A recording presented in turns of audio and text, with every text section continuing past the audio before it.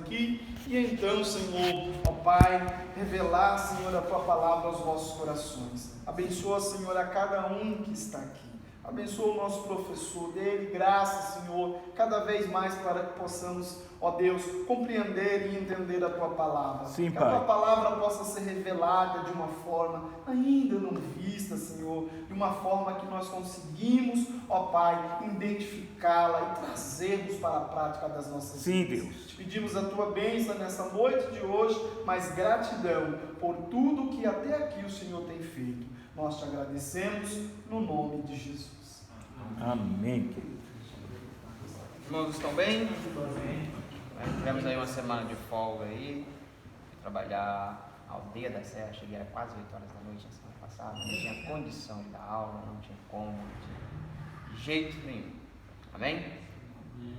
Mas fiquei com um banco de horas e semana que vem, na quinta-feira, estou de folga. Então, Amém. ganhei uma folga aí com esses passeios, essas viagens que eu tive que fazer lá para resolver os problemas. Amém? Quem lembra do que nós estudamos na última aula? Mesopotâmia.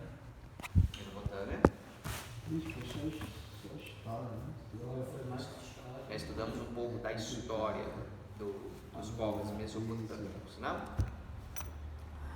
Nós estudamos a história nas duas últimas aulas. Na primeira aula nós nos dedicamos a entender como que era a política, as cidades, e na última aula nós estudamos a religião deles, o que eles acreditavam, certo? Então nós agora temos um panorama. E por que isso é importante? Porque quando nós formos ter aula de hermenêutica lá para frente, e vocês já estão tendo algumas visões de exegese e hermenêutica quando nós analisamos os textos, você entender a cultura daqueles povos, ou seja, o que eles pensavam a respeito daqueles assuntos, é essencial para você poder entender o texto bíblico, certo?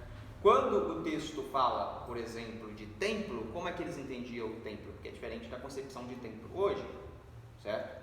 Templo hoje tem uma concepção completamente diferente de como que era naquela época. Até mesmo a igreja era diferente naquela época. Não tinha igrejas, não tinha locais que você construía para ser igrejas. Igrejas eram em casas, por exemplo. Então, quando você lê igreja no Novo Testamento, é diferente do que é igreja estruturalmente, como ela é hoje, estrutura.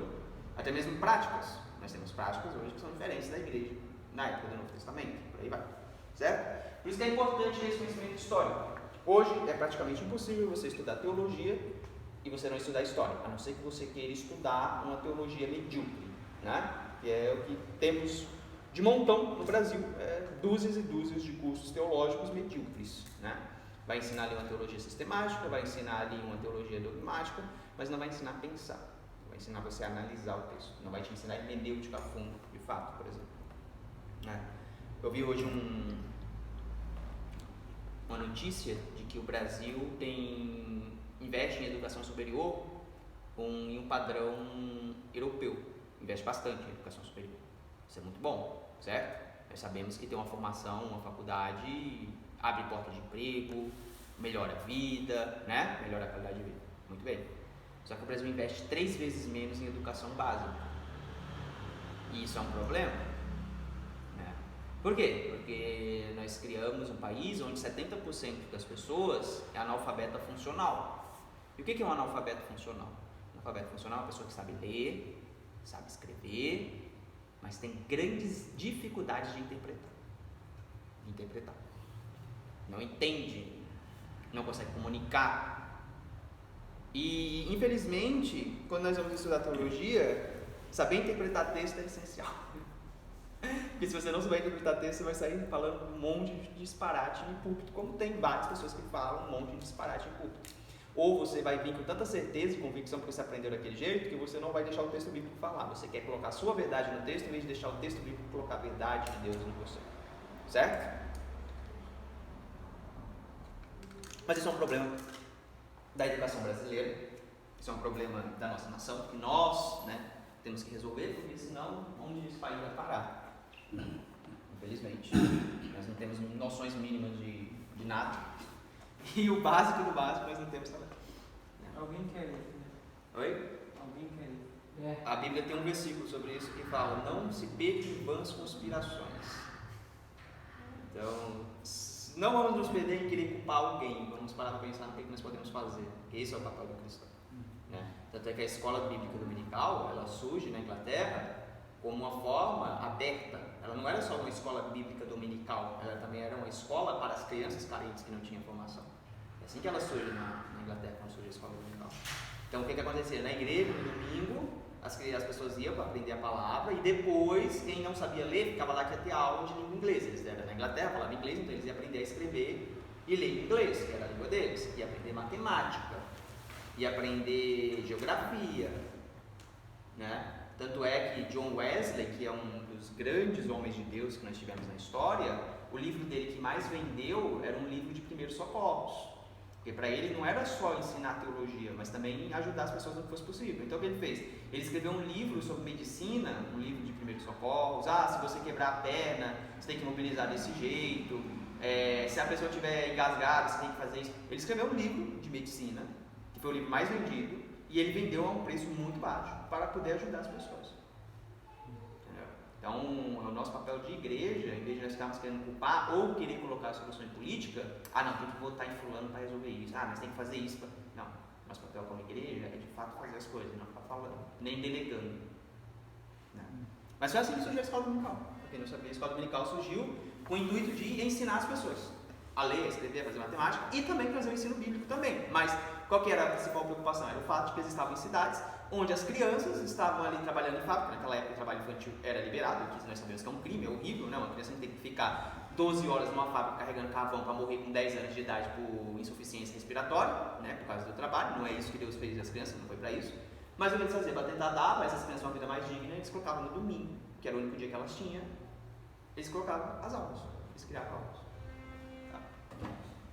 Então, é importante nós termos uma noção de história também. Nós estamos falando aqui de história da teologia, mas nessa frente é importante nós termos história da igreja, porque eu sempre falo, nós não sabemos de onde viemos e nós não sabemos quem nós somos. Certo? Todo evangélico é protestante? Não. Sim, todo evangélico é protestante. Porque a católica é, né? A católica não é protestante. Por que não? Se ela é uma igreja que segue Cristo. Não. Porque ela que foi uma das principais contas. Ela não é protestante. Tá certo. Ela não é protestante. A católica é uma não, tá igreja certo. diferente. Estou viajando. Todo protestante é evangélico? Não, aí não. Protestante é evangélico. Aí tem a diferença. Todo protestante é evangélico, mas nem todo protestante é evangelical. Olha só, tem diferença de termo. Tem diferença de concepção, tem diferença de tradição. Sabe como é que você vai ouvir se você for numa igreja batista? Se você for numa igreja batista, na Índia, provavelmente, dependendo de qual igreja batista é na Índia, nós sabemos que os irmãos batistas são nossos irmãos, né? São nossos irmãos. Se você for numa igreja batista na Índia, eles vão estar fazendo o culto de uma forma completamente diferente da nossa. Por quê? Porque é da cultura deles.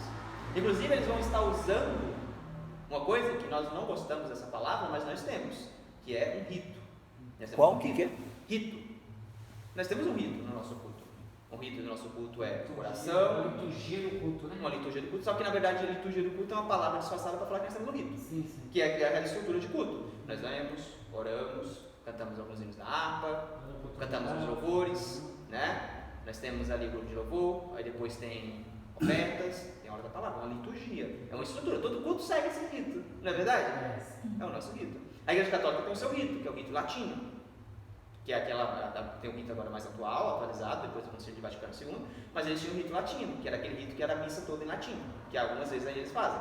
É um rito, é uma forma de prestar o culto deles, da concepção deles.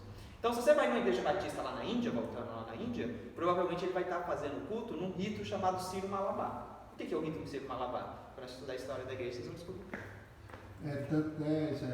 A cultura dele, né? É a cultura deles. Se você vai fazer o culto de uma forma que eles não entendem, eles vão falar, por que eu vou fazer assim se não faz sentido? Porque eu tenho que louvar esse hino aqui desse jeito. Por quê? Porque faz parte da cultura deles. Até que nas primeiras aulas suas aqui você explicava isso aí, que Deus respeita a cultura. Deus usa a cultura muitas vezes. Deus usa muitas vezes a cultura. Né? Por quê? Porque tem coisas na cultura que não é errado. É claro que Deus condena o que é errado, mas tem coisas na cultura que não é errado. Por que Deus não vai usar aquilo? Se a cultura também é um presente que Deus nos deu, a capacidade de fazer cultura. Devemos estudar um pouco mais à frente o que é cultura, né? Se Deus nos deu a capacidade de fazer cultura, por que não? Né? Deus não usaria isso. E foi o que Deus fez. O crematório veio deles? Quem? O crematório? Crematório? De queimar as pessoas. Não, tem Depende, tem vários povos que já faziam esse rito de queimar as pessoas. Antes sabe? dele. Não, isso daí é outra Tá. coisa, não vem da Índia não. Antes dele. A Inquisição, por exemplo, a Inquisição é uma coisa muito simples. Você sabia que a igreja protestante matou, né, queimado tantas pessoas quanto a igreja católica? Foi na Inquisição. Tanto quanto a igreja católica? Sério? Sim. Quem fala que foi só a igreja? Não foi só a igreja católica. Isso. Quando você fala, por exemplo, das bruxas de Salem, virou até filme. Aquelas pessoas lá, você assistiu o filme e fala assim, é um padre. Não é um padre, era um pastor, tá? Era um pastor. Ele se vestia como padre, porque era da tradição da época deles, da cultura, mas era um pastor, tá? Quem matou as pessoas eram puritanos, eram protestantes. Tá bom? Inclusive, olha outra coisa que nós não sabemos da história. A outra coisa que nós não sabemos da história, sabe aquela gola de padre? Sim. Aquela gola, a roupa batina preta, com a gola, né? Branca. Quem criou aquilo foi um pastor. Um pastor presbiteriano. O que ele queria? Ele queria mostrar de uma forma visual que na imundície do nosso pecado, na escuridão do nosso pecado, a luz de Cristo é a única coisa, a graça de Cristo é a única coisa que brilha. Então é a única coisa que sobressai. Então no meio do preto você tem uma gola branca e você tem na manga também saindo a camisa branca. Foi um pastor presbiteriano que usou isso. Aí adotou todas as igrejas protestantes na época e também as igrejas católicas. Aí há uns 100 anos atrás, quando começou o movimento evangelical, eles falaram, não, nós não podemos vestir batina, esse tipo de coisa, porque os jovens não se atraem por isso, nós temos que criar novas maneiras de atrair os jovens. Então os pastores começaram a aparecer, tipo, de terno, porque era, na época, homens de negócio usavam terno, usavam esse negócio, e assim começou a surgir. Mas se você for pensar, é praticamente a mesma coisa. Porque assim, tipo, em vez de usar uma batina, tem igreja que usar o terno é a nova batina, porque se você não tiver de terno, você não sobe no púlpito. Não é verdade? Qual é a diferença? Qual é a diferença? Não tem. Entendeu? Então, olha só, nós não sabemos de onde nós viemos e nós não sabemos quem somos. Diz que foi um homossexual que fez um paletó, né? Cara, não necessariamente, porque o paletó, ele já tinha uma longa tradição na cultura inglesa de existir e tudo mais. É claro que pode ter um estilista que fez um aperfeiçoamento ou outro, que criou o paletó, mas isso não muda em nada, gente. O paletó Sim, não tem pecado em usar paletó. Não, eu sei, coisa antigamente não nada era, psicológico. né, muito cheio de usos de costume e tal, não se preocupava com tanta É, mas Vanessa, fez um comentário? Tem um casamento numa igreja anglicana, é um pastor e um padre que celebram, ministram, né? o Então. casamento. Eu acho que até em questão de tudo. Então, aí é que tá. Olha só, você tocou num ponto interessante. O padre, geralmente, ele também é anglicano, tá? Tem um padre anglicano também. Sim. E há vertentes e tradições diferentes de igrejas anglicanas e tudo mais, mas é aquele negócio que eu tô falando, nós não sabemos quem nós somos, nós não sabemos de onde viemos, sabe? Nós não sabemos por que nós somos assim, por que nós seguimos essa tradição, por que a nossa tradição é pentecostal, por exemplo, por que nós somos... Nós não sabemos. Nós não sabemos de onde viemos. Não sabemos de onde viemos.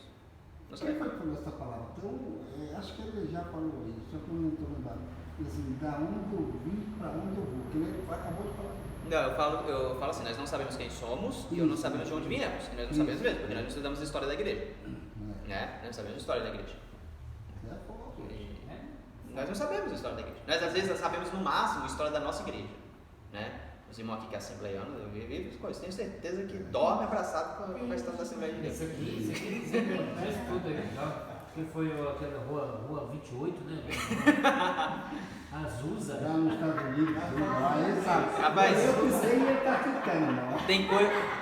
A história da igreja. Muitas vezes, no máximo, nós sabemos a história do protestantismo.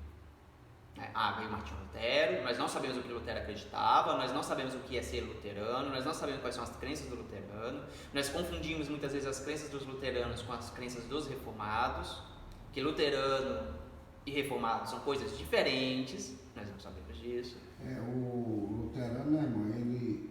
Não, pode falar. Eu já tô. Perdão. Nós não sabemos, né? Mas enfim, nós já estamos divagando muito, vamos voltar lá. Então nós falamos o quê? Nós falamos um pouco da crença deles, dos mesopotâmicos, né? Nós vimos que eles acreditavam no ciclo da vida, ou seja, no mito do eterno retorno, eles acreditavam que o mundo vivia em caos, que os deuses traziam ordem, esse tipo de coisa, certo?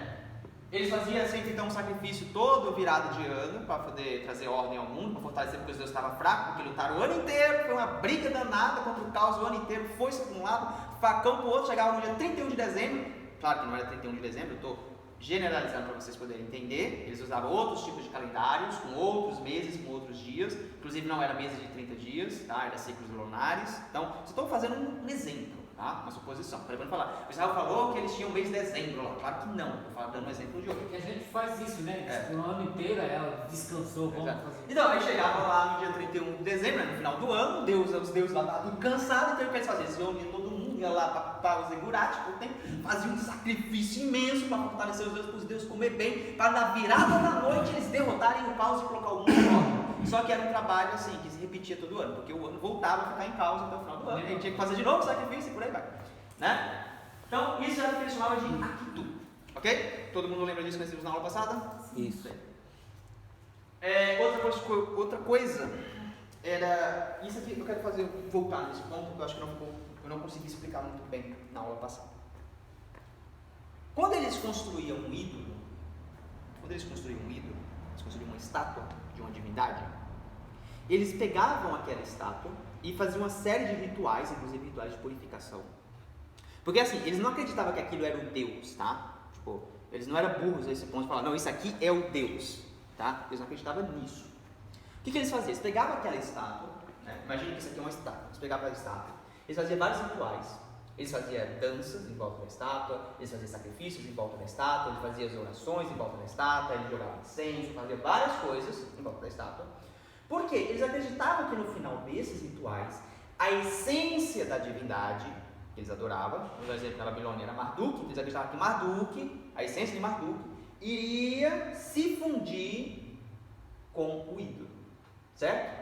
Então o que acontece? Para eles, na concepção deles, o ídolo estava tanto na terra quanto na morada dos deuses ao mesmo tempo. Está ficando claro isso? O ídolo era tanto material quanto sobrenatural. Por quê? Porque a essência das divindades estava dentro do ídolo, certo? É uma provocação, né? Que eu estava vendo essa semana, porque eu sigo gente de todo tipo, leio gente de todo tipo, né? Para aprender, para saber discernir o que é bom e o que é mal. Aí tinha um padre católico que ele gosta de responder perguntas no Instagram.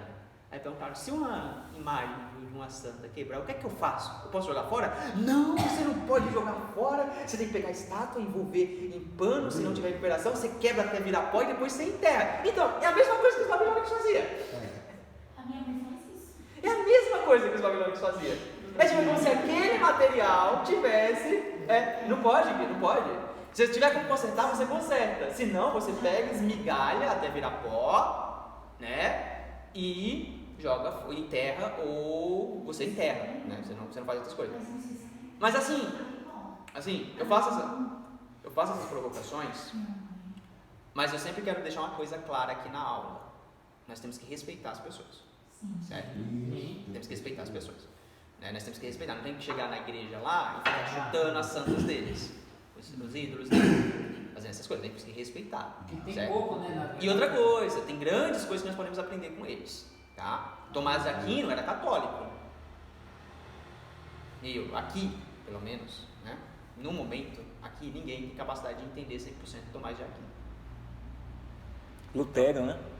Era católico? Lutero se tornou protestante, né? Lutero foi diferente. É complicado. Não, depois chega, né? Tá bom. É complicado. Mas enfim, observe que é a mesma coisa, certo? Então era uma estátua que eles acreditavam que tinha uma essência divina no material, certo?